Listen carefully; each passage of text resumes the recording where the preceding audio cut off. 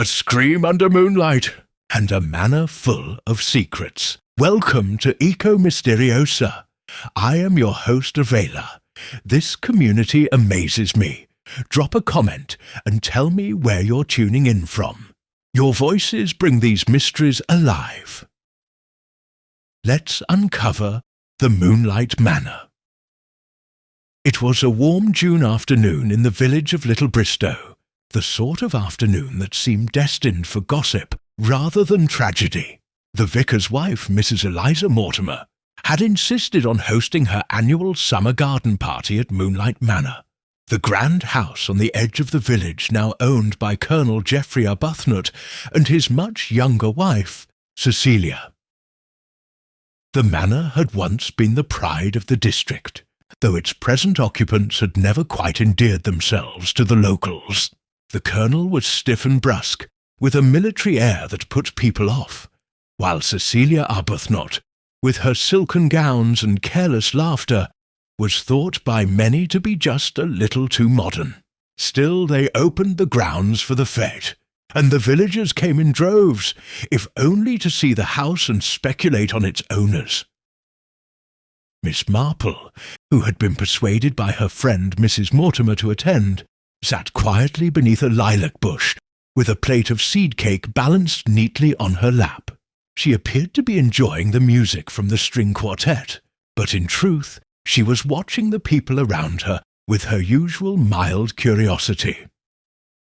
She noticed how Cecilia Arbuthnot allowed her hand to linger a moment too long on the arm of Dr. Lionel Forbes, the village physician, who laughed a shade too loudly at her jokes. She observed Mr. James Ellery, the new schoolmaster, speaking earnestly to young Clara Finch, daughter of the grocer, who blushed scarlet whenever he leaned close, and she took particular note of Mrs. Violet Harper, a wealthy widow recently arrived in the district, who seemed to be surveying the entire party with a calculating eye. It was nearly tea-time, when the pleasant hum of conversation was abruptly cut short by a sharp, strangled cry.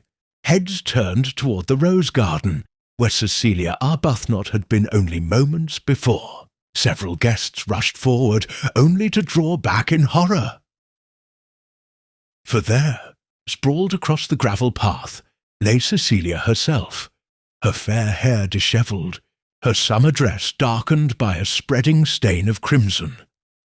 A single jewelled brooch, wrenched from her gown, glittered in the sunlight beside her still form. The colonel's voice rang out, harsh and disbelieving. "Good God, she's been murdered!" And just like that, the serenity of the afternoon shattered. Would you like me to continue with the village reacts, where gossip and suspicion start to swirl?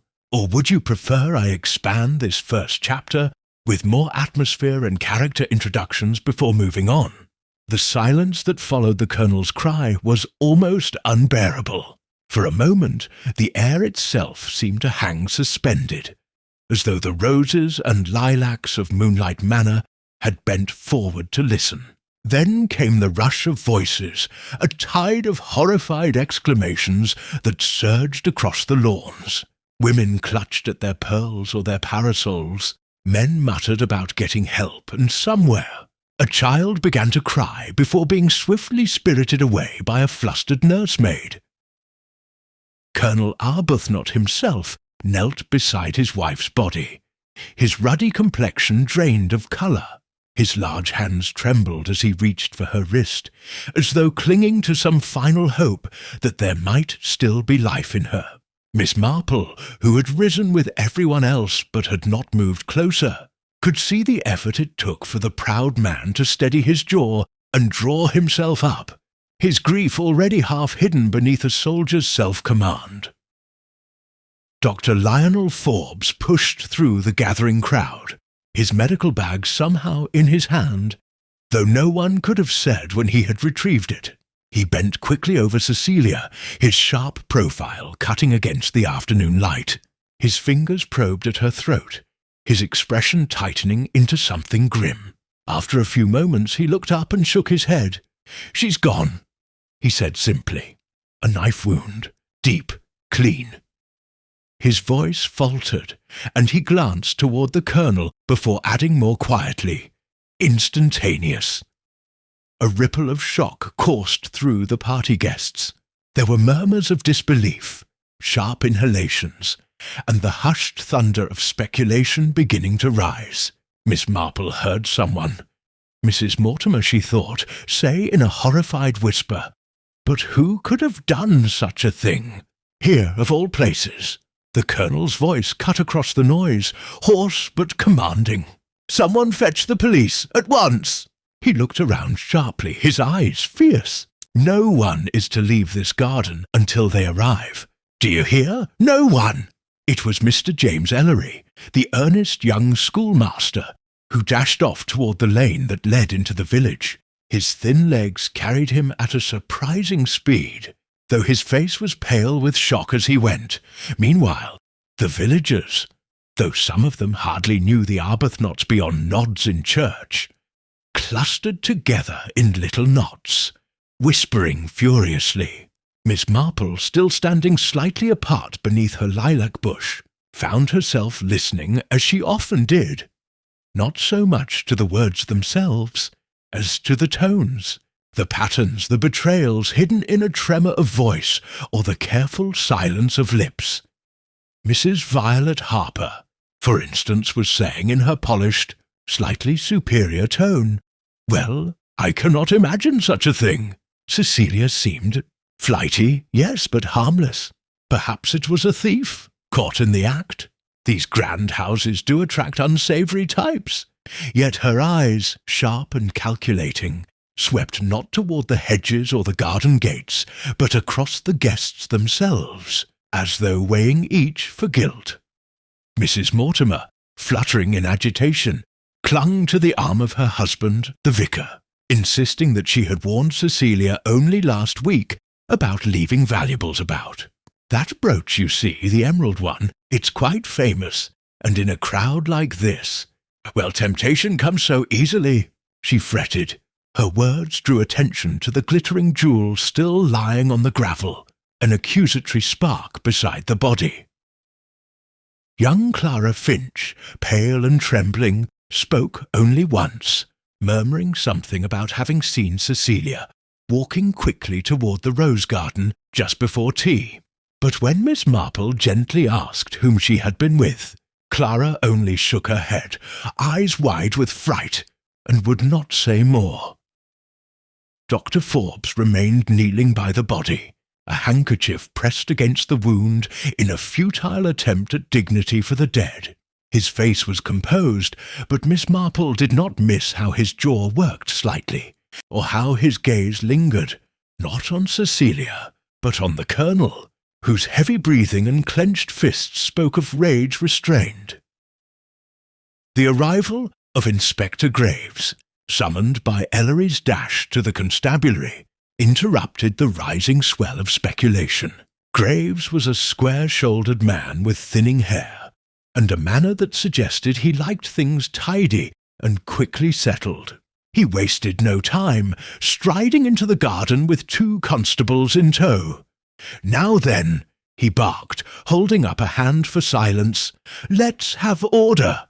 Colonel Arbuthnot, I must first extend my sympathies.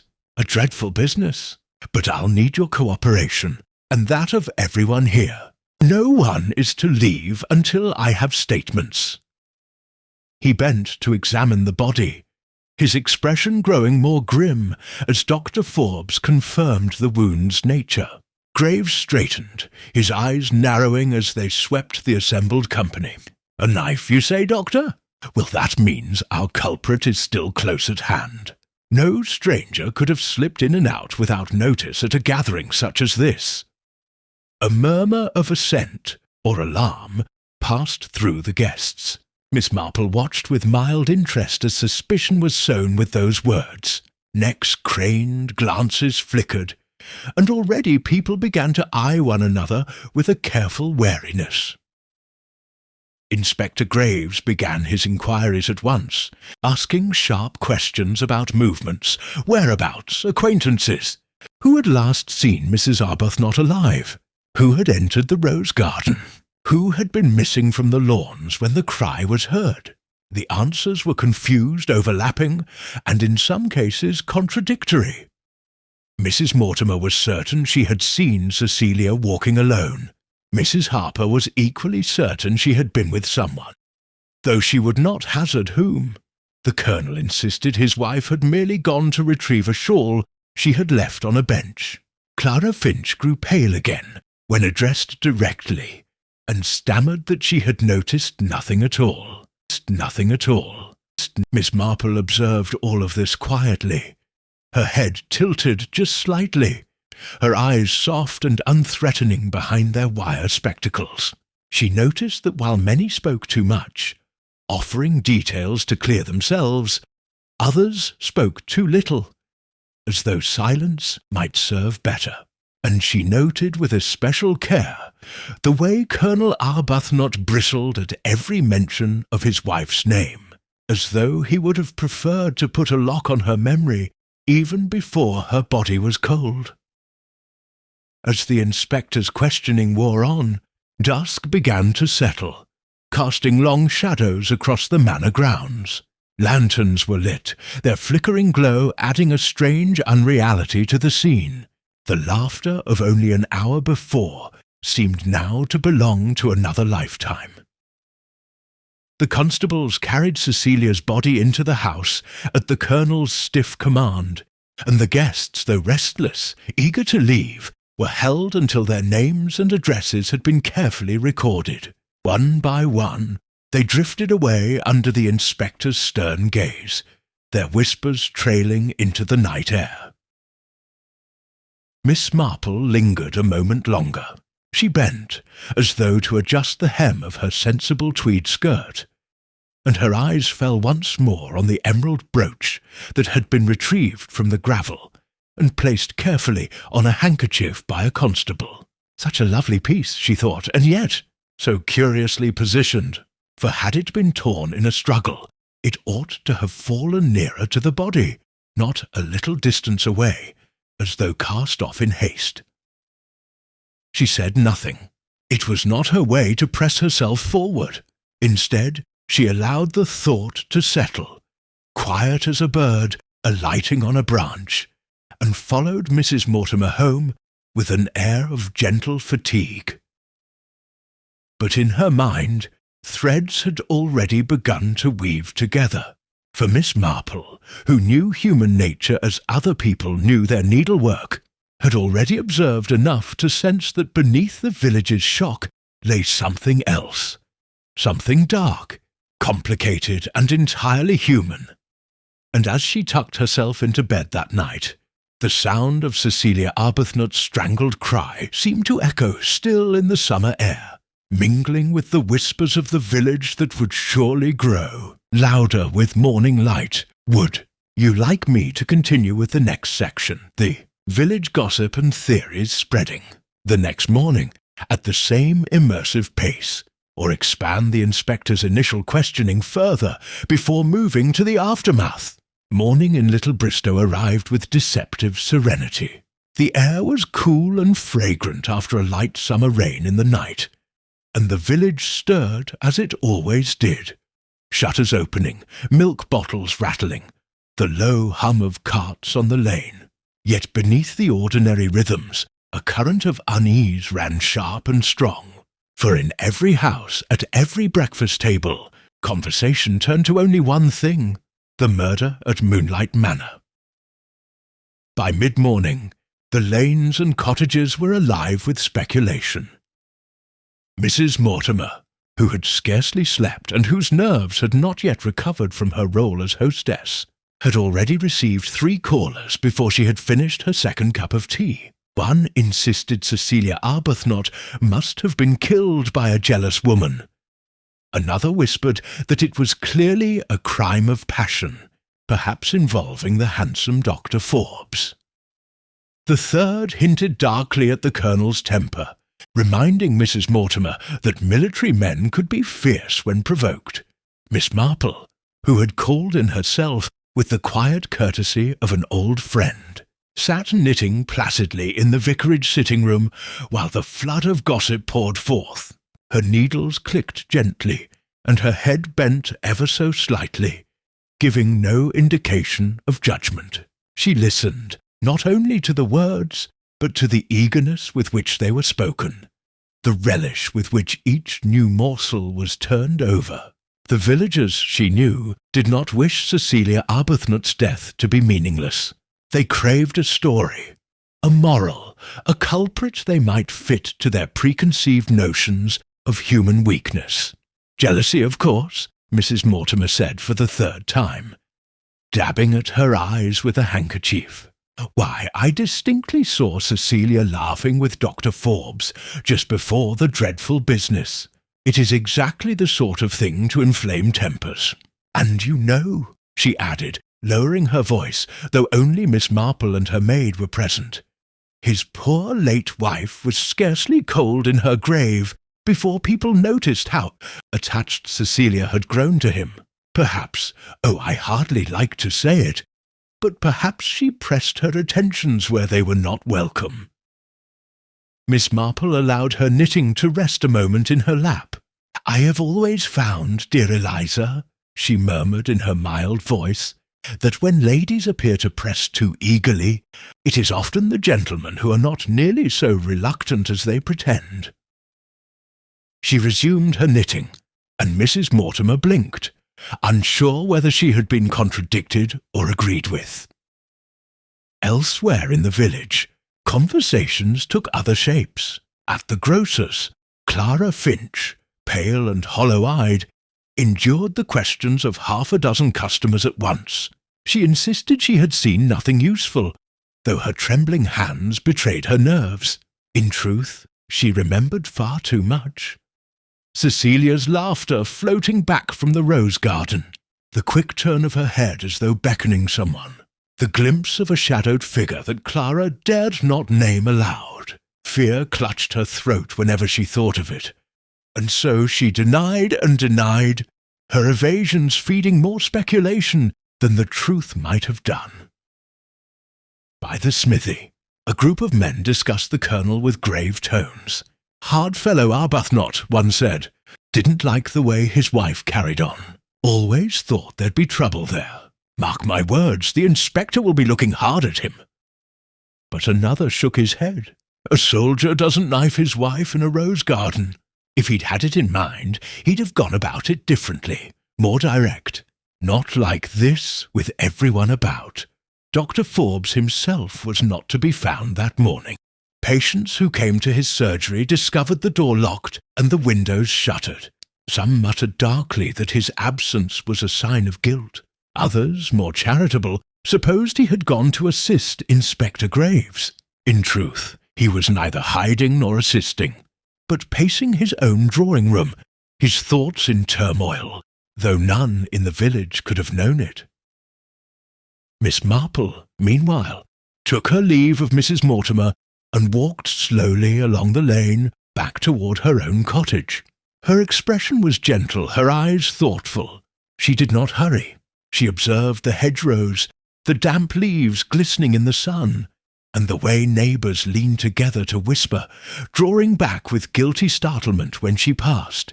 She made no comment, though she had already catalogued in her mind the principal strains of the village's gossip: jealousy, passion, temper.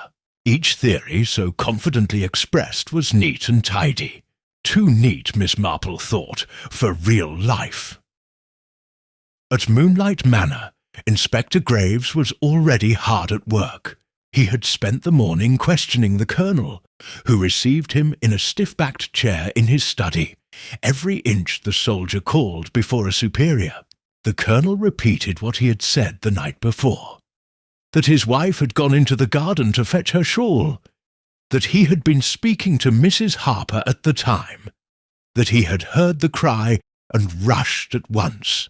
His manner was brusque, almost cold, but Graves detected beneath it a strain of something more complicated. "Your wife's brooch," the inspector said, laying it on the desk between them. "A valuable piece, I'm told. yet it was found apart from her body. Do you know why? The Colonel's jaw tightened. She wore it carelessly. It must have been torn away, and nothing else was disturbed. No rings missing, no purse. No Cecilia. Cecilia was never short of attention. But robbery, Inspector? That is nonsense. This was personal. Graves narrowed his eyes. Indeed. And who, Colonel, would have cause to make it so? The Colonel's fist clenched on the arm of his chair. For a moment his eyes flickered with an emotion dangerously close to rage. Then he rose abruptly and stalked to the window. "You will find your culprit among those who fawned upon her," he said in a low, tight voice. "Not in me. I had no reason." But Miss Marple, arriving at that very hour to return a handkerchief she claimed to have borrowed, heard the last words through the open door as she was shown in. Her eyes softened with compassion, yet her mind noted carefully the choice of phrase. I had no reason. It was not a denial of action, but of motive, and people often betrayed themselves by protesting too precisely.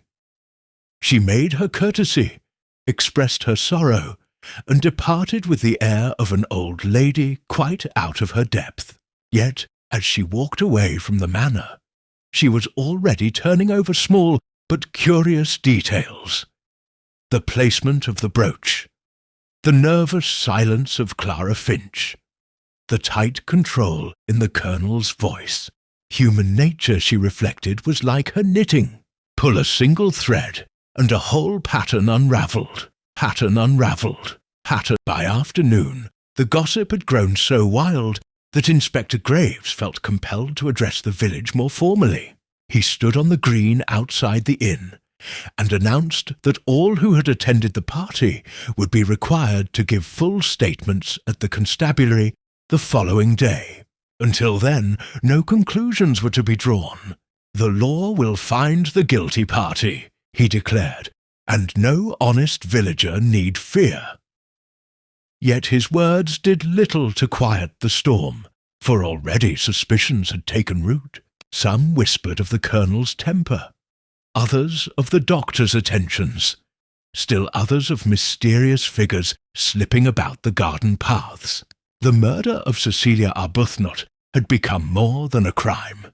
It was a mirror in which the village saw its own fears and failings.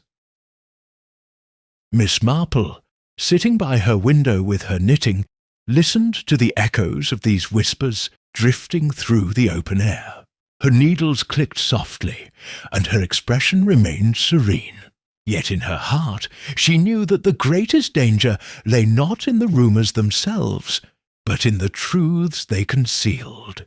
For behind every idle tale, every whispered theory, was a fragment of reality waiting to be pieced together. And when pieced together, those fragments would point, quietly but inexorably, toward a hand that had struck in cold deliberation. Beneath the summer roses, would you like me to deepen the next section around the constabulary interviews, the early investigation phase, where everyone's official accounts begin to clash, setting up the first obvious suspect? The following day dawned overcast, with a faint mist clinging to the hedgerows and softening the outlines of Little Bristow. It was a morning better suited to silence than chatter, yet the village thrummed with anticipation, for Inspector Graves had summoned every guest from the garden party to the constabulary, and by mid-morning they began to arrive in twos and threes, their faces tight with anxiety or flushed with excitement, depending on temperament.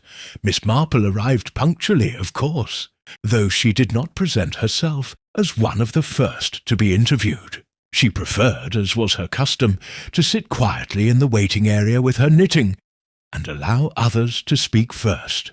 People, she knew, often grew less guarded when they believed the focus was not on them. The constabulary's office, with its plain walls and worn benches, was not a place many villagers had ever visited before, and its atmosphere of authority had a way of loosening tongues or setting them stubbornly silent. Inspector Graves began with Mrs. Mortimer, who fluttered and fussed as she always did, producing more detail than anyone could possibly wish for. She described Cecilia's dress, her laugh, her manner of holding her teacup, and the precise moment she had last seen her walking toward the rose garden.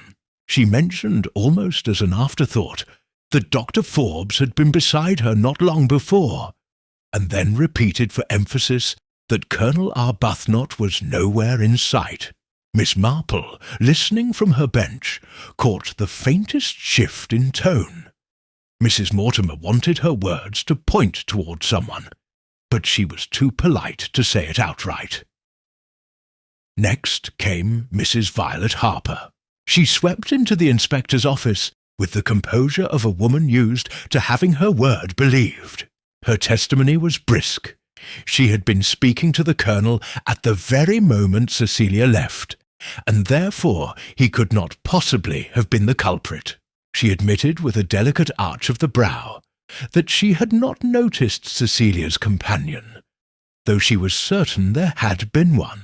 Her certainty was not based on sight, she confessed, but on intuition. A woman knows such things. Inspector Graves scribbled notes, but his expression suggested he was not much impressed with intuition. James Ellery, the schoolmaster, was next. He sat nervously smoothing his hair and adjusting his spectacles, his words tumbling over one another in eagerness to be clear. He insisted that he had seen nothing at all, being occupied with speaking to Clara Finch about the school's accounts when the cry was heard. He had run for the police at once, as instructed. When pressed, he admitted that Cecilia had been rather friendly toward him on several occasions, but he dismissed this with a laugh that sounded forced, insisting it was merely her nature. Miss Marple, watching him, noted that his eyes darted to the door more often than seemed necessary, as though he longed to escape the inspector's questions. Clara herself was brought in soon after. She appeared even paler than the day before, her hands twisting a crumpled handkerchief into knots. Her voice was faint, and when the inspector asked her directly whether she had seen Mrs. Arbuthnot with anyone, she stammered and shook her head. Yet Miss Marple, with her sharp ear for the tones of truth and falsehood, thought the denial too absolute, too rehearsed, as though Clara had spent the night convincing herself to say nothing at all. Dr. Forbes entered with his usual brisk air, though his face was lined with strain. His answers were straightforward. Yes, he had spoken to Cecilia before the incident, but only in passing. No, he had no reason to harm her. Yes, he had tried to save her, though the wound was instantly fatal. When Inspector Graves pressed him about the nature of his relationship with the deceased, Forbes frowned deeply and denied impropriety. Yet Miss Marple observed how he tightened his grip on his hat, his knuckles whitening as the inspector's questions edged closer to gossip. She knew well the signs of a man too proud to defend himself fully, fearing that any protest might be taken as guilt.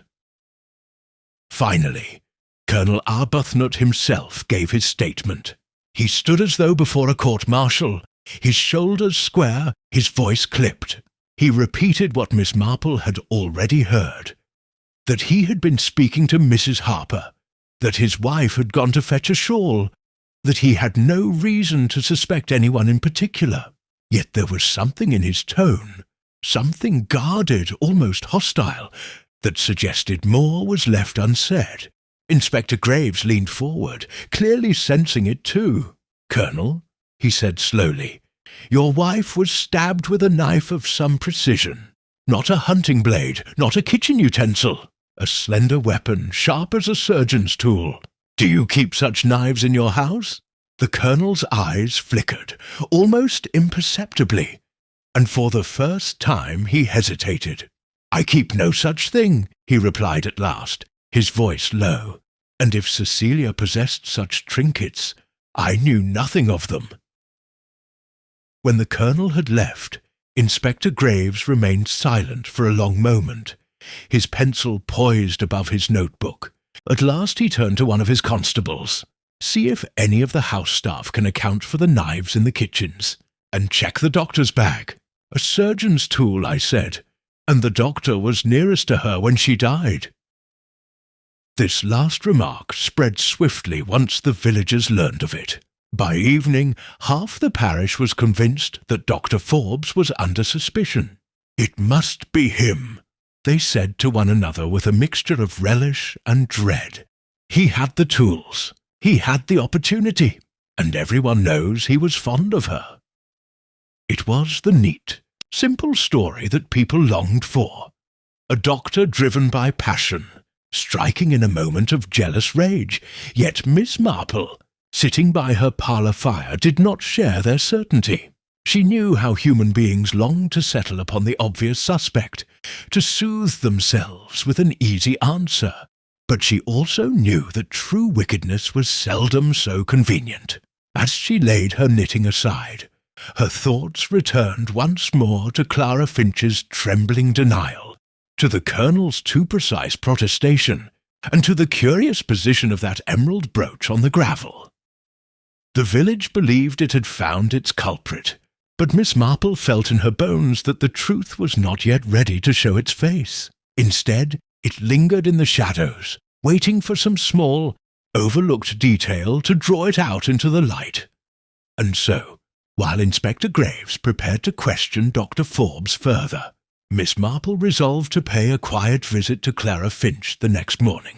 For if ever a young woman seemed to know more than she dared to say, it was Clara, and Miss Marple had a way of coaxing truths from the most reluctant of lips.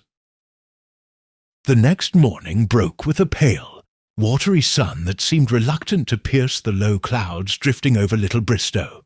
Miss Marple, having taken her customary early walk about the garden to check her roses for beetles, put on her neat grey coat and set out along the lane toward the Finch household. Her pace was unhurried, her expression mild, yet her mind moved with its usual quiet precision. Clara Finch, timid and evasive the day before, weighed heavily on her thoughts. It was not guilt Miss Marple had seen in the girl's eyes, but fear. Fear of something she dared not reveal. The grocer's shop was just opening as Miss Marple arrived. The scent of flour, dried fruit and ground coffee wafted from the open door.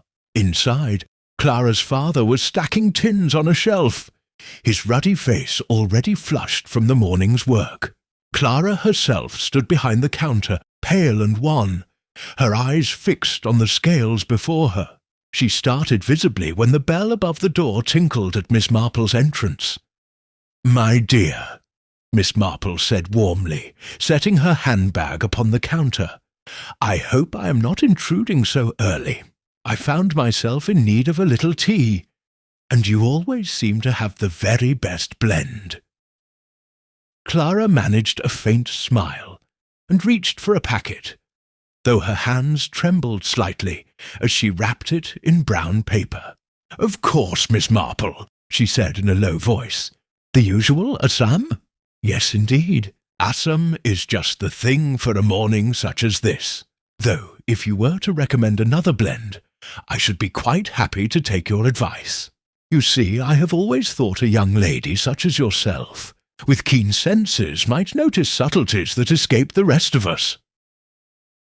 Clara blushed faintly, glancing toward her father, who had moved into the back room. I wouldn't know, really," she murmured. Miss Marple leaned closer, lowering her voice as though imparting a confidence. "I could not help but notice yesterday, my dear, that you seemed rather upset. Quite natural, of course, after such a dreadful event. But it did seem to me, you needn't say a word if you prefer, that you had seen something which troubled you." Clara's fingers tightened on the paper parcel. For a moment it seemed she might deny it again, but something in Miss Marple's gentle tone, so unlike the inspector's brusque questions, loosened the knot at her throat. I thought I saw someone," she whispered, "in the rose garden, but it was only a glimpse. I can't be certain." Miss Marple nodded gravely, as though such confessions were entirely ordinary. "Quite right, my dear. Not to be certain of what the eye catches in a moment. I often say the eye may deceive, but the impression it leaves seldom does. Tell me only this. Was it someone you knew?" Clara hesitated, then nodded once quickly, her face paling further. "Yes." Before Miss Marple could ask more, Mr. Finch returned, wiping his hands on his apron.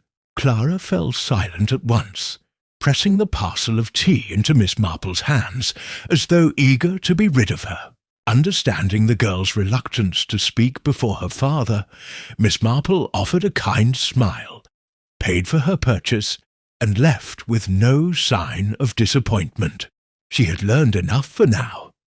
As she walked home, she considered the possibilities. Clara's fear was genuine.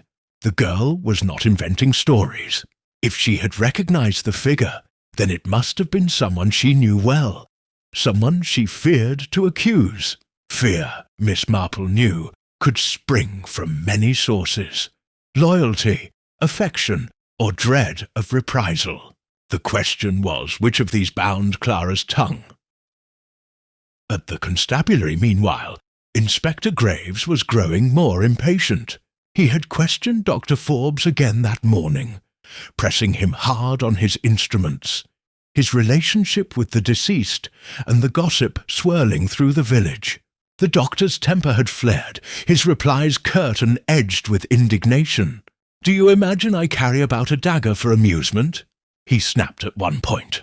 "My instruments are surgical, delicate, designed to heal, not to kill. To use them as you suggest would be clumsy, even absurd." Graves did not care for being lectured, and his suspicion only hardened. "Absurd or not, Doctor," he said coldly, "it is my duty to consider every possibility. You were near the victim, you had the means, and the village whispers are against you. If you can produce an alibi for the moment Mrs. Arbuthnot entered the rose garden, now would be the time." But Forbes could not. He had been alone, walking the edge of the lawn in search of a cigarette case he claimed to have dropped. Graves noted the absence of witnesses with grim satisfaction. By the time the doctor was dismissed, his face stormy, and his reputation further clouded. Word had already begun to seep through the village. The inspector believed him guilty. That evening, as dusk settled over St. Mary's Church spire, Miss Marple attended a quiet supper at the vicarage with the Mortimers. Mrs. Mortimer, still aflutter, repeated the latest rumours with relish. "They say the inspector is on the verge of an arrest. Dr. Forbes, of all people! I always thought him so respectable, though perhaps a trifle vain. But you see, dear Jane, one can never tell." Miss Marple sipped her tea with apparent indifference. "Yes, dear Eliza, one can never tell.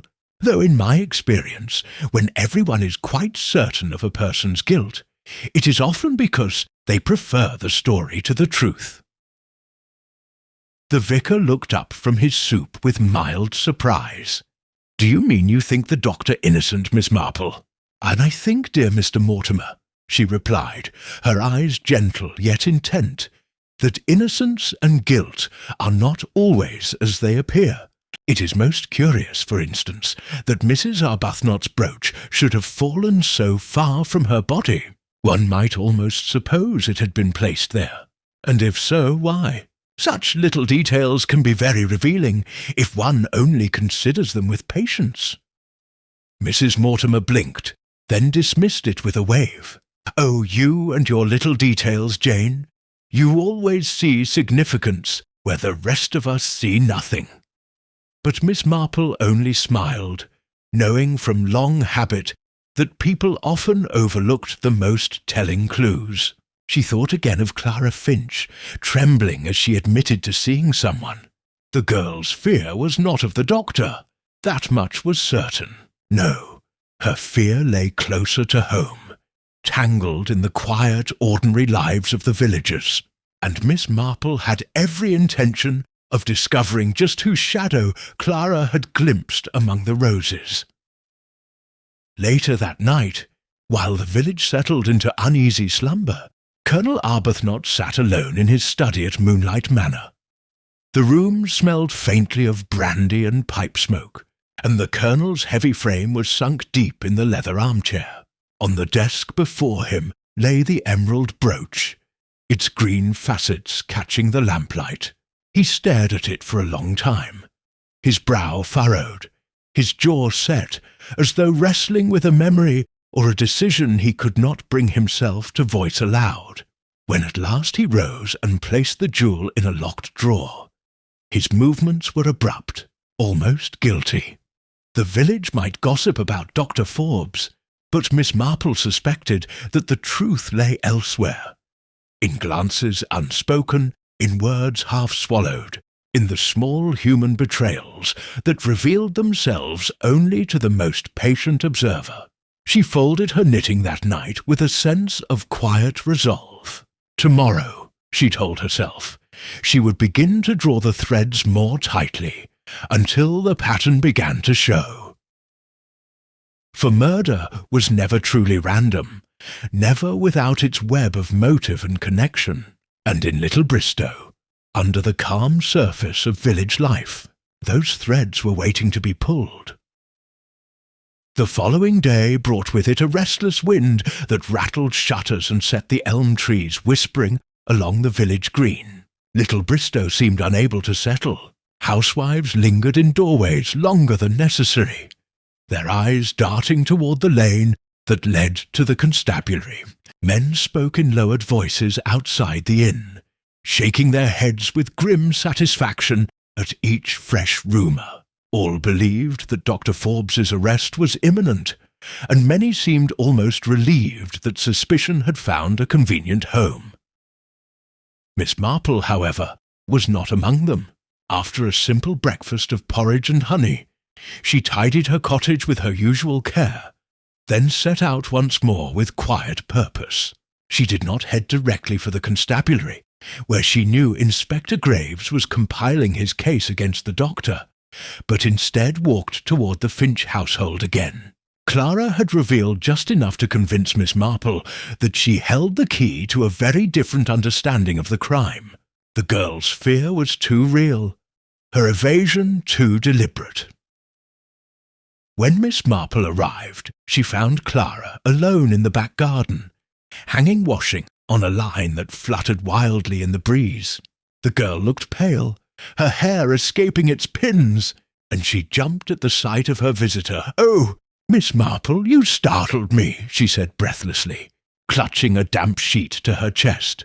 "My dear," Miss Marple replied gently, "it is not my wish to startle anyone, but I could not help thinking of our little conversation yesterday.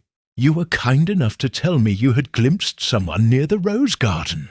I dare say you have been troubled by the memory since. Perhaps it would ease your mind to share it with someone who understands how difficult such things can be."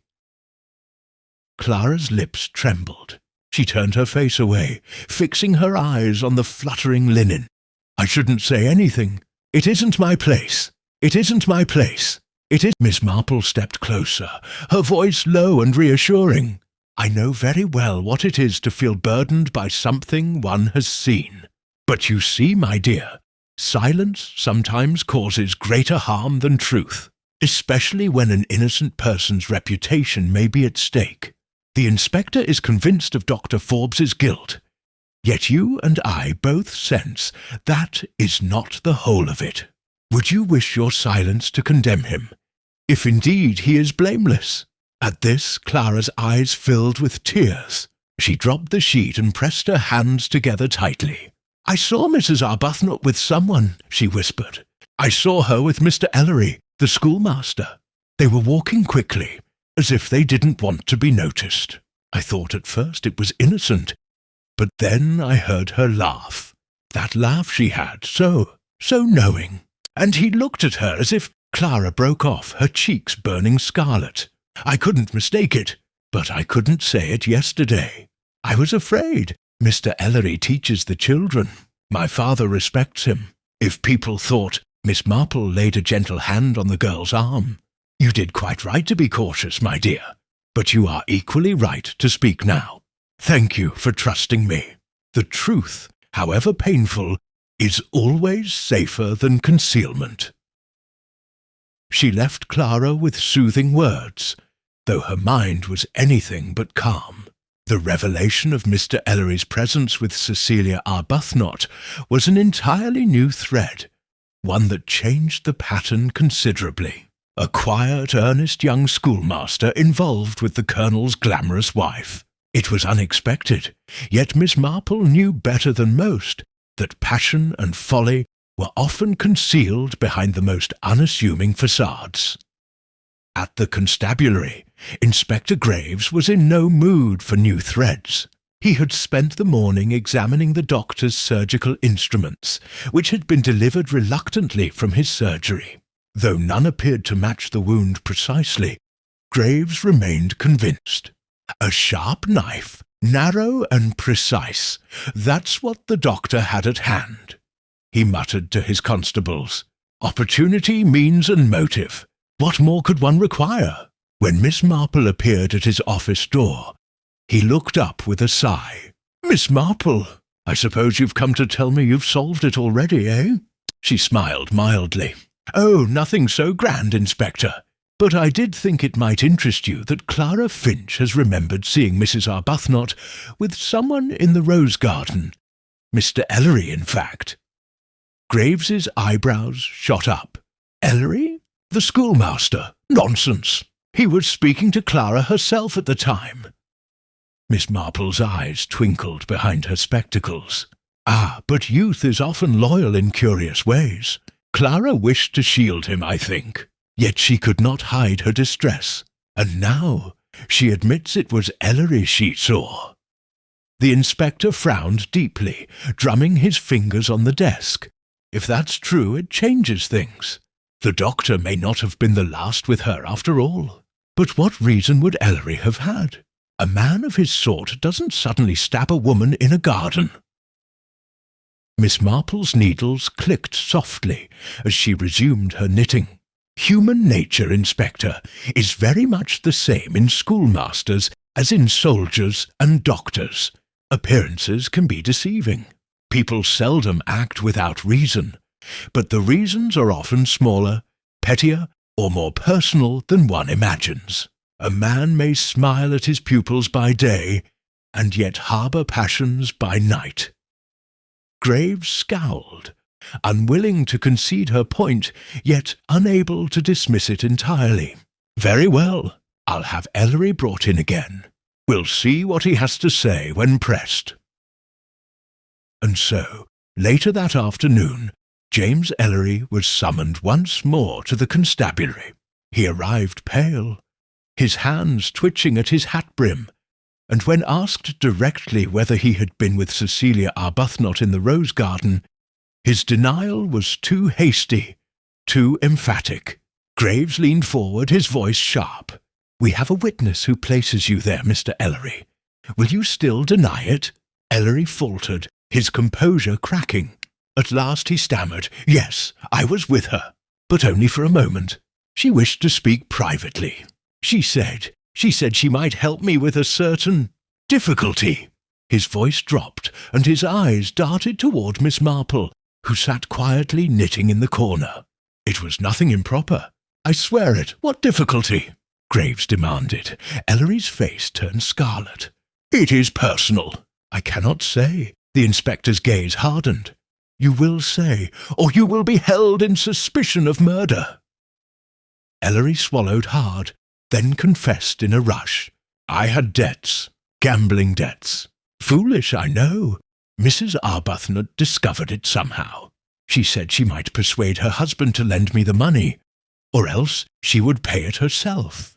But she laughed as if it were a game. I was ashamed. I told her to leave me be, and I walked away. That is the truth." Graves studied him narrowly, but Miss Marple's soft voice broke the silence. "People do sometimes laugh at another's misfortune, thinking it lightens the matter, when in fact it deepens the wound. I can well imagine you felt humiliated, Mr. Ellery. But humiliation, though sharp, does not always lead to violence. Ellery looked at her with sudden gratitude, as though she had spoken what he dared not. Graves, however, was less charitable. We'll need corroboration. Until then, Mr. Ellery, you are not to leave the village. When he had gone, Miss Marple quietly gathered her knitting. You see, Inspector, she said gently, the truth is not quite so simple as the village believes. Dr. Forbes may not be so guilty as he appears, but neither is Mr. Ellery innocent of entanglement. Human lives are tangled skeins, and one must unpick them carefully. Graves gave a gruff nod, though his jaw was set. Perhaps, but one thing is certain, Miss Marple. Someone in this village knows more than they are saying, and I mean to find out who. As Miss Marple walked home through the evening shadows, she reflected on the day's revelations. Clara's confession, Ellery's shame, the Colonel's cold restraint, and the doctor's fury.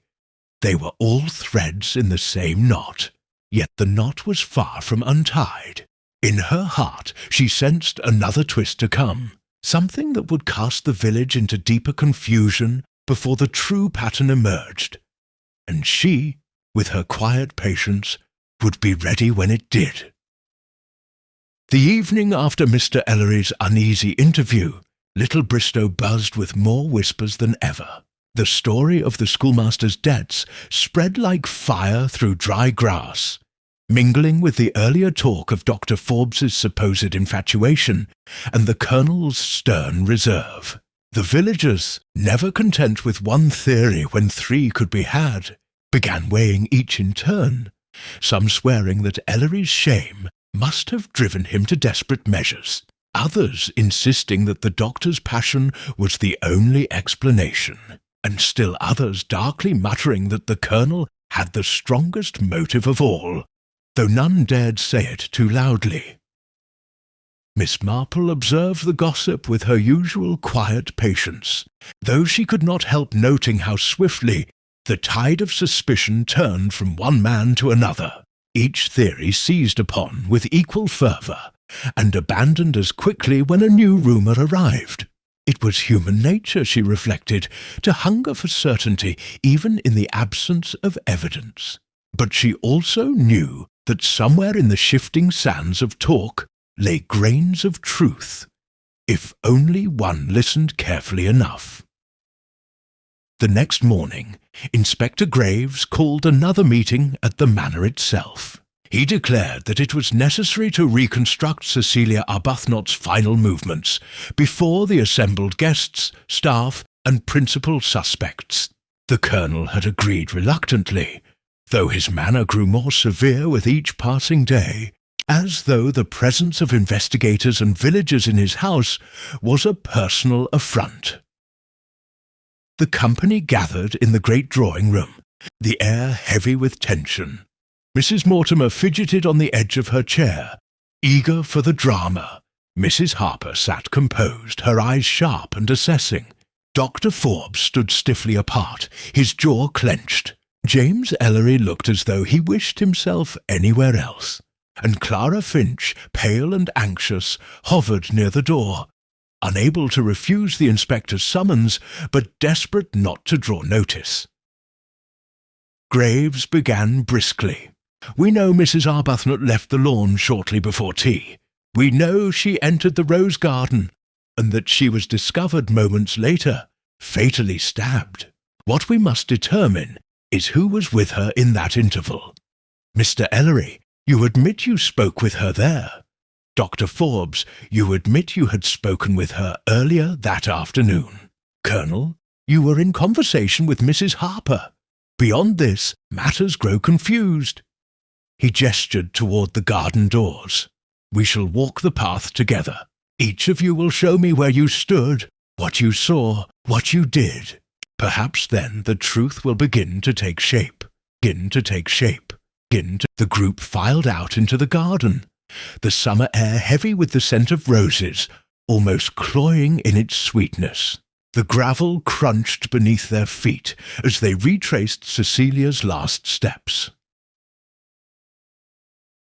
Miss Marple, though merely an observer, lingered at the back, her sharp eyes taking in not only the paths and hedges, but also the subtle exchanges of glance and gesture among the living. She noticed how Colonel Arbuthnot's hand twitched slightly as he passed the very spot where his wife had fallen, though his face remained stern and controlled.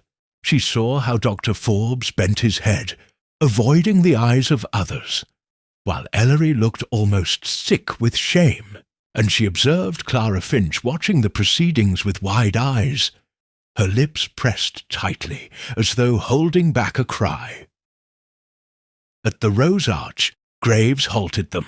"Here, this is where Mrs. Arbuthnot was found. Ellery, show me where you stood." The young man swallowed, then pointed toward a shaded bench nearby. "We sat there only for a moment. She said she might assist me, but I refused. I walked away down that path, toward the orchard." "Which would have taken you out of sight of the lawn?" Graves asked sharply. "Yes, but I swear I left her alive." Graves grunted, then turned to the others. "Did anyone see Mr. Ellery at that time?" There was a pause. Then, unexpectedly, Clara spoke in a trembling voice. "I did, from the far side of the garden. I saw him walking quickly. He looked upset." Ellery's head jerked toward her, his face a mixture of relief and despair. "Then you see, I did leave her," he said. Graves considered this, then turned to Dr. Forbes. "And you, Doctor, where were you?" Forbes lifted his chin. "Near the south gate, looking for my cigarette case, as I said. Alone." "Alone indeed," Graves said dryly. He was about to pursue the matter further when Mrs. Harper's cool voice cut in. "I believe, Inspector, that you neglect a very simple point. A woman does not wander into a rose garden for no reason. Cecilia Arbuthnot was always purposeful. If she went there, it was to meet someone. And while we may speculate endlessly, the person she met is the one you must find." Miss Marple's needles clicked softly as she resumed her knitting, which she had brought in a small bag. "Indeed, Mrs. Harper," she said mildly, "one does not stroll into roses without cause. They are beautiful, yes, but also thorny. People prefer smoother paths, unless they have a particular errand, or a particular companion." Her words, spoken with gentle simplicity, sent a ripple through the group, for in their minds each began to imagine who Cecilia's secret companion might have been. Inspector Graves seized on the point. "Yes, which brings us back to this. Ellery admits to being here. Forbes admits to being nearby. The Colonel insists he remained with Mrs. Harper. But I intend to test these statements more closely." As they returned to the drawing-room, the tension grew heavier. Miss Marple, walking at her unhurried pace, reflected on what she had seen. Ellery's shame was genuine, his humiliation sharp but not murderous. Forbes's pride masked something deeper. Perhaps affection, perhaps guilt. The Colonel's sternness concealed an anger too carefully restrained, and Clara Finch trembled with truths she had not yet dared to speak fully. That evening, the inspector summoned his constables and gave quiet orders to keep close watch on both Ellery and Forbes, convinced that one of them must eventually betray himself. The village received this news with relish, convinced that the case was all but solved. Yet Miss Marple, sitting by her hearth with her knitting, felt no such certainty. For in her mind, a new thought had taken root. Cecilia Arbuthnot had been many things. Flighty, careless, charming. But she had not been a fool. If she had arranged a secret meeting in the rose garden, it was because she believed she held the upper hand. Such women seldom walk into danger unaware. They expect to triumph. The fact that Cecilia had not triumphed but died instead meant that someone had turned her own game against her. Miss Marple laid aside her knitting and looked out into the darkened lane. Human nature, she knew, was rarely tidy, but it was always consistent. Somewhere among these tangled lives lay a motive stronger than pride, jealousy, or debt. A motive Cecilia herself might have laughed at, never believing it could undo her. And when she found it, the truth of the murder at Moonlight Manor would stand clear at last. But until then, she thought, the village would continue to weave its rumours, each thread a distraction from the pattern she alone was beginning to discern. That night, the village seemed unusually still, as though the very air were listening. The moon rose pale above the fields, casting long shadows across hedgerows and garden walls. In Little Bristow, shutters closed earlier than usual, lamps were dimmed sooner, and doors were locked with more care. Yet behind those doors, tongues wagged late into the night, for every household had its own certainty about who had wielded the knife. Some clung to the theory of Dr. Forbes, others to Ellery's shame, while a few whispered darkly that Colonel Arbuthnot himself had rid the world of a troublesome wife. Miss Marple, sitting in her neat parlour with her teapot warm beside her, was not content with theories alone. She had seen too many human dramas unfold to be satisfied by the village's rush to judgment. Cecilia Arbuthnot had not been killed by chance or by blind passion. There was purpose behind the act, and it was that purpose Miss Marple meant to uncover. The next morning brought new developments. Inspector Graves, restless with the conflicting accounts, had ordered a search of both Dr. Forbes's surgery and Mr. Ellery's lodgings. The constables returned with a few items of interest. From Forbes's surgery, they produced a scalpel missing from a set of instruments. Though the doctor insisted it had been misplaced weeks earlier during a house call, from Ellery's rooms they found a bundle of letters, hastily burned in the grate, but not entirely destroyed. Among the charred remnants was Cecilia Arbuthnot's distinctive hand, recognizable by its bold flourishes. The inspector was triumphant. "There, Miss Marple, you see.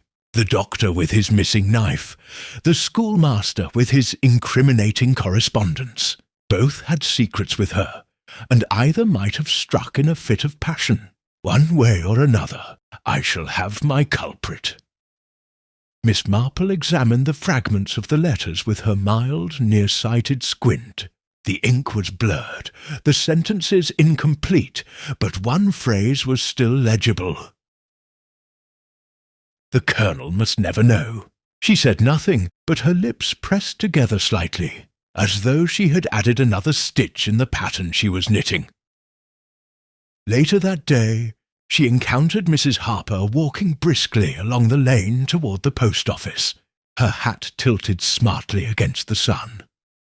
Mrs. Harper greeted her with her usual elegance, though her eyes gleamed with a satisfaction she did not trouble to hide.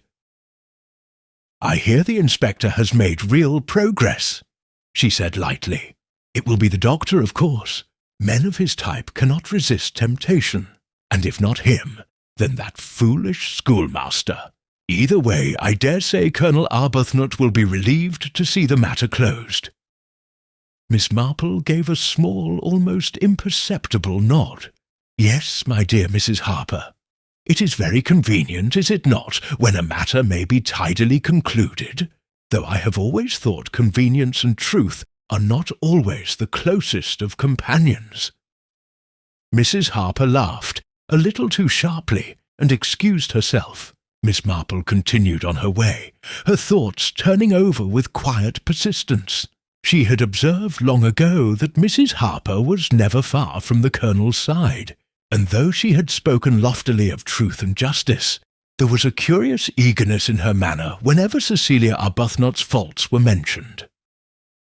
By late afternoon, Inspector Graves had summoned the principal suspects once more to the manor. The drawing-room, with its heavy curtains and polished floor, seemed to have grown colder since Cecilia's death. Graves wasted little time in confronting them with the evidence. The missing scalpel, the burned letters, the whispered rumours of flirtation and debt. Dr. Forbes stood rigid, his face pale but defiant. Yes, I had affection for Cecilia. Who in the village did not admire her? But I am no murderer. That scalpel was lost long ago. And if you wish to make a case on coincidence, you are welcome to it. Ellery, trembling, admitted at last that Cecilia had written to him, offering money to free him from his debts. But it was charity, mocking charity. She never meant to help me. She wanted to humiliate me. I burned the letters because I was ashamed. But I swear on my life I did not harm her. I did not harm her. The Colonel listened to all of this in grim silence, his hands gripping the arms of his chair. At last he rose, his voice harsh. All this talk of flirtations and debts. Cecilia was my wife. She may have been frivolous, but she was not wicked. I will not see her memory smeared by idle speculation. If you mean to arrest someone, Inspector, then do it. But I will not endure this parade of gossip in my house a moment longer. His outburst silenced the room, but it was Miss Marple's quiet voice that broke the stillness. It is curious, is it not, Colonel, that a brooch should fall so far from the body, almost as though it had been deliberately placed to suggest robbery, and yet nothing else was taken. One might almost suppose it was meant to distract. The Colonel's face darkened, and for a moment his eyes flickered toward Mrs. Harper, who sat composed and silent, though her gloved hands twisted in her lap. Miss Marple noted the exchange without comment, her needles resuming their gentle click. Inspector Graves, impatient with subtleties, announced that he would obtain warrants to hold both Ellery and Forbes until further evidence was secured. The guests were dismissed, but the air in the manor was heavier than ever, laden with unspoken tensions. That night, as the village settled once more into uneasy quiet, Miss Marple sat by her fire, her knitting folded neatly beside her. Her thoughts returned to Cecilia Arbuthnot's laughter, to the shame in Ellery's eyes, to the anger in the Colonel's voice, and to the poised silence of Mrs. Harper. She thought, too, of Clara Finch, trembling with secrets she scarcely dared whisper. The pattern was forming, threads of pride, passion, jealousy, and ambition weaving together into something deadly. Yet she knew there would be another twist still, something that would shift the focus once more before the truth could emerge. And when it came, she would be ready. For human nature never failed to show itself, if one only waited with patience enough to see. The following day dawned grey and oppressive, as though the sky itself pressed down upon the village with a weight of unease. Word had spread quickly that Inspector Graves intended to detain both Dr. Forbes and James Ellery until he could decide which of them had the stronger case against him. Villagers gathered in pairs on the lanes, exchanging their theories in hushed tones, while the inn did brisk trade with those who lingered to compare suspicions. To many the case seemed near its conclusion, yet beneath the surface there lingered a sense of disquiet, as though the pieces did not quite fit. Miss Marple, who had lived long enough to distrust neat answers, felt the disquiet most strongly. She had watched Inspector Graves grow increasingly confident in his view that the crime must be solved by pointing to the most obvious means and motive. Yet Miss Marple had seen enough of human behaviour to know that the most obvious was rarely the truest. She had been awake half the night, knitting in her chair by the window, letting her thoughts drift back over every small word and gesture of the last few days. By dawn, she had resolved that there was something about Mrs. Harper that deserved closer attention. It was not any one thing that troubled her, but a collection of subtleties. The eagerness with which Mrs. Harper had spoken ill of Cecilia, the composed silence she adopted when questions grew uncomfortable, and most of all, the way the Colonel's eyes had flickered toward her when Miss Marple mentioned the brooch. That single glance had spoken more eloquently than words. A glance was seldom rehearsed, after all. It was the small betrayals of the body that revealed what people truly wished to conceal. Yet Miss Marple did not rush. She knew better than to confront a person directly when the time was not ripe. Instead, she visited Clara Finch again, under the pretext of inquiring after her health. Clara seemed calmer now, though still wary, and Miss Marple's gentle persistence drew from her one more piece of information. Clara admitted, her eyes downcast, that she had once overheard Cecilia Arbuthnot speaking sharply to Mrs. Harper in the churchyard after service. The words had been indistinct, but Clara remembered Cecilia's mocking laughter and Mrs. Harper's rigid posture, her lips pressed tight. Clara had thought little of it at the time, but now, in the light of murder, the memory felt more significant. Miss Marple thanked her softly, reassuring her that she had done nothing wrong. As she walked back along the lane, her mind turned over the possibilities. If Cecilia had mocked Mrs. Harper, if the Colonel had grown close to her since his marriage, and if Cecilia had discovered it all and chosen to taunt, well, Miss Marple knew how dangerous scorn could be. Pride wounded in public was a blade sharper than any scalpel. Meanwhile, at the constabulary, Inspector Graves pressed his advantage with the suspects. He had Dr. Forbes under close watch, insisting the missing scalpel was damning proof. The doctor's protests grew louder with each hour, his temper fraying under the weight of suspicion. James Ellery, by contrast, sank deeper into despondence, wringing his hands and staring at the floor. To Graves, these signs were evidence enough. One angry, one guilty, both capable of violence. He began drafting his request for formal charges. It was then that Miss Marple chose her moment. She arrived at the constabulary in the late afternoon, as the inspector sat hunched over his papers, and asked in her most mild tone whether she might have a word. Graves sighed, rubbing his temples, but allowed it.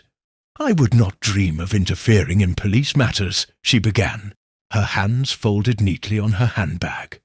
"But I could not help noticing the village has grown rather settled in its belief that either the doctor or the schoolmaster must be guilty.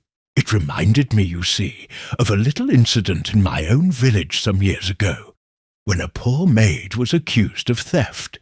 Everyone was quite certain she had taken a silver brooch, for she had been seen near the room where it vanished. In fact, the brooch was later discovered in the parlour, where it had been deliberately dropped by another servant wishing to cast suspicion elsewhere. I only mention it because Cecilia Arbuthnot's brooch did fall, did it not, in a most curious spot?" Graves looked at her impatiently. "A coincidence, Miss Marple. These things happen, perhaps," she said softly. "And yet coincidences have always seemed to me the laziest of explanations, especially when there is so much more to consider. Why, for instance, was Mrs. Harper so eager to remind us that Cecilia always acted with purpose? A curious remark, don't you think, from one who claims not to have seen her in the garden at all?" The inspector frowned, shifting in his chair. Miss Marple's tone was mild, but her words planted a seed of doubt. He had dismissed Mrs. Harper as a witness of little consequence, but perhaps that had been an error. He muttered something about checking her movements and returned to his papers, but Miss Marple knew her point had struck home. That evening at the manor, Colonel Arbuthnot dined alone with Mrs. Harper. The servants whispered later that the Colonel drank heavily, that Mrs. Harper sat very straight and spoke little, her face unreadable. Outside, the wind stirred the trees, and the old house seemed to groan with unease. In the village, rumours thickened, the lines between truth and invention blurring ever further. Miss Marple, however, sat in her quiet cottage, knitting calmly as the fire burned low. She could feel the pattern drawing tighter now, the strands of jealousy, pride, and secrecy weaving closer to the heart of the matter. Cecilia Arbuthnot had been vain, careless, and unkind, yet her death had not been the work of random impulse. It had been deliberate, purposeful, and hidden behind a screen of convenience that the inspector and the villagers alike had been too ready to accept. She paused in her knitting, looking thoughtfully toward the darkened window. There would be another move soon. She felt it. A slip, a sign, perhaps even another act to divert suspicion. The guilty, after all, seldom remained still, and when that moment came, she would be watching, as patient and unobtrusive as the shadows themselves, ready to catch it. The final unravelling came not with a dramatic arrest, but in the quiet, measured way that truth often reveals itself when all other illusions have worn thin. A week had passed since Cecilia Arbuthnot's death, and Inspector Graves was growing restless. His evidence against Dr. Forbes and James Ellery, though suggestive, refused to settle into certainty. Villagers grew impatient too, their hunger for a culprit gnawing at them. It was at this moment, when tension had frayed every edge, that Miss Marple chose to act. She invited Inspector Graves, the Colonel, Dr. Forbes, James Ellery, Clara Finch, and Mrs. Harper to the vicarage drawing-room, under the pretence of wishing to ease the inspector's burden with a few observations. Mrs. Mortimer, wide-eyed with anticipation, bustled about providing tea and seed cake, while her husband looked on in quiet bemusement. Quiet bemusement. Quiet, Miss Marple began in her usual mild voice, as if discussing a matter of household inconvenience. It has troubled me greatly, Inspector, that poor Cecilia's brooch should have been found so far from her body. Such a thing, as I remarked, suggested staging. It is precisely the sort of touch added by someone who hopes to lead others to a conclusion. In my experience, when one is presented with such convenient evidence, one must ask, convenient for whom? Dr. Forbes shifted uneasily, but Miss Marple's gaze, gentle and unwavering, turned toward Mrs. Harper. And then there is the matter of Mrs. Harper's insistence that Cecilia always acted with purpose. A curious remark, since no one else supposed Cecilia's stroll into the roses to have been anything but whimsical, unless, of course, Mrs. Harper already knew why she went there. Mrs. Harper's gloved hands tightened around her teacup, but she said nothing. Miss Marple continued, her voice calm, as though piecing together a puzzle for children. Cecilia Arbuthnot mocked many people, but she mocked Mrs. Harper most cruelly. She discovered what others had already begun to suspect, that the Colonel's friendship with Mrs. Harper was perhaps warmer than propriety encouraged. Cecilia, with her careless laughter, threatened to expose it, or worse, to humiliate Mrs. Harper before the whole village. And so, when Cecilia lured Mr. Ellery to the garden with promises of help and amusement, Mrs. Harper followed. It was she who met Cecilia among the roses. It was she who silenced that laughter with a blade. A hush fell over the room. Colonel Arbuthnot's face went rigid.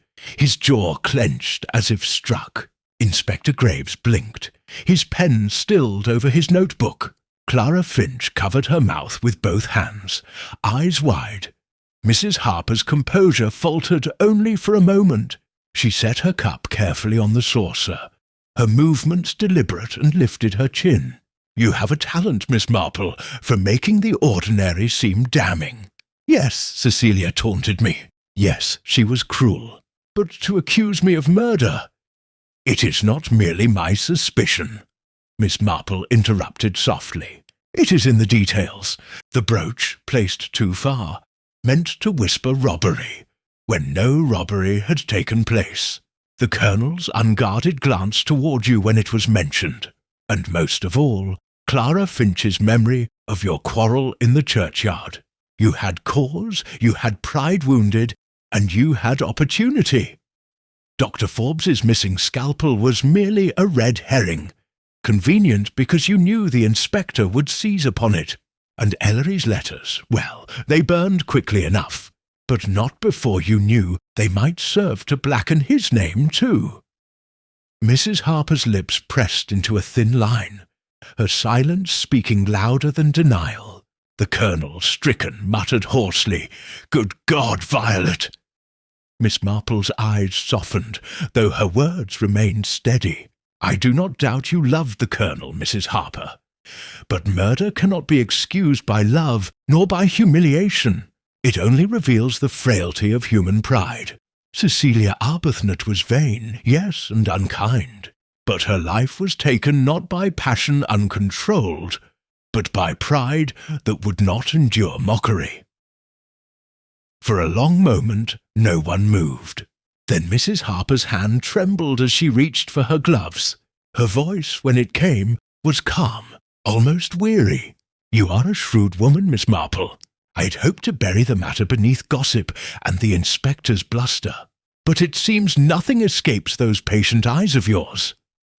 She rose slowly, as though her strength had left her. "Well, Inspector, you need not trouble with your warrants.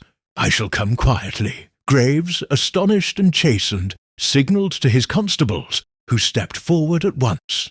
The Colonel remained rigid, his face like stone, while the others sat in stunned silence.